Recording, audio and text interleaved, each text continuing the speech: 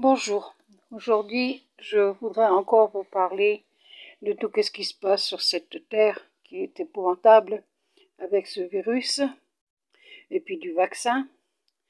Donc quand on réfléchit bien, la base de ce vaccin qui doit être pris, qu'il y a des matières qui sont prises sur l'embryon du bébé, quoi, des avortements, et qu'il doit être vivant avant de prendre cette cellule. Bien sûr, en tant que catholique, ça donne beaucoup à réfléchir, il faut dire la vérité, parce que normalement, les catholiques, on n'est pas pour l'avortement, que je sache. Hein.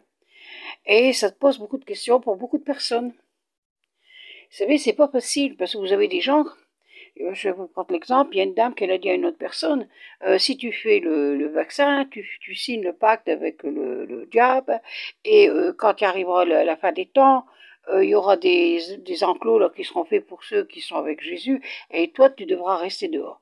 Nous ne pouvons pas parler comme ça. Ça, c'est pas possible. Je sais que c'est une situation très difficile, surtout quand on voit le Saint-Père le Pape nous conseille de faire ce vaccin. Alors bien entendu, c'est vraiment très dur moralement.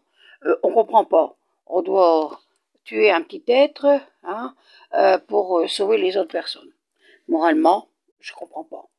Moi-même, je ne suis pas d'accord pour ce vaccin. Mais chacun y fait comme il plaît. Seulement, le conseil qu'on peut donner, c'est d'aller voir un père spirituel, si vous avez un bon confesseur, et vous lui demandez conseil, qu'est-ce que vous devez faire. Parce que ça, c'est pas facile. C'est un cas de conscience.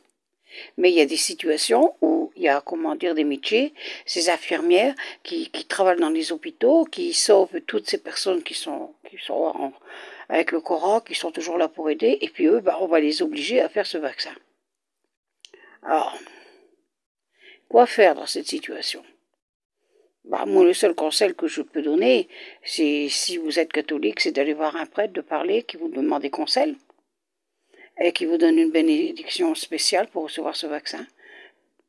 Et comme ça, les gens ne pourront pas vous dire vous avez fait un pacte avec le diable. Parce que c'est vrai qu'il y a des catholiques qui sont quand même bizarres, hein, qui condamnent, qui ne savent pas. Et vous ne pouvez pas aller dire sur une autre personne tu fais un pacte. C'est pas possible ça. Bon, moi, je n'ai pas peur, j'ai confiance en Dieu. Moi, je m'habille entre ses mains, j'accepte tout. Je sais que Dieu est 3 fois saint, donc je seulement que sa volonté se fasse. Bon, chez nous, c'est pas obligatoire. De toute façon, je suis contre. Mais chacun fait qu'est-ce qu'il veut. Mais bon Dieu nous laisse libres. Mais une personne qui est obligée de le faire et qu'elle demande conseil, qu'elle reçoit de bénédiction et tout, là, comment dire, elle est en ordre. Pour moi, elle est en ordre. C'est surtout ça qu'il faut voir. Vous savez, c'est très dur. La situation actuelle, c'est pas facile. Quand on voit qu'il y a même des petits-enfants qui meurent de ce virus aujourd'hui, c'est vraiment l'horreur. Quand on voit tout ce qui se passe autour de nous, c'est vraiment, on se demande quoi. Mais ayez confiance en Dieu. Écoutez, moi je ne vous demande pas d'être fanatique, parce que les fanatiques, j'aime pas. J'oblige personne à prier. Chacun fait ce qu'il veut. C'est son choix. Dieu nous laisse libres. Mais quand on réfléchit bien à cette situation actuelle, on sait qu'il faut repartir vers Dieu. Il faut repartir vers les commandements de Dieu, comme je vous ai déjà dit. Mais ça, c'est votre choix. Bon, les gens, ils ont peur. Je connais une personne qui a terriblement peur de ce qui va arriver. Elle a peur. Je crois même si elle se regarde dans un miroir, elle a peur aussi.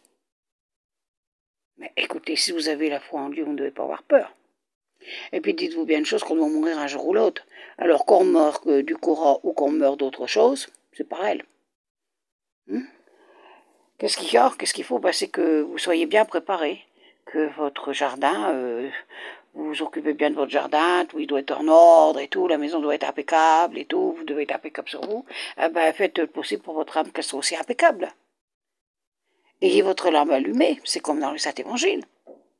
Quand je dis d'avoir votre lampe allumée, c'est d'avoir été vous confesser, de tout mettre en ordre.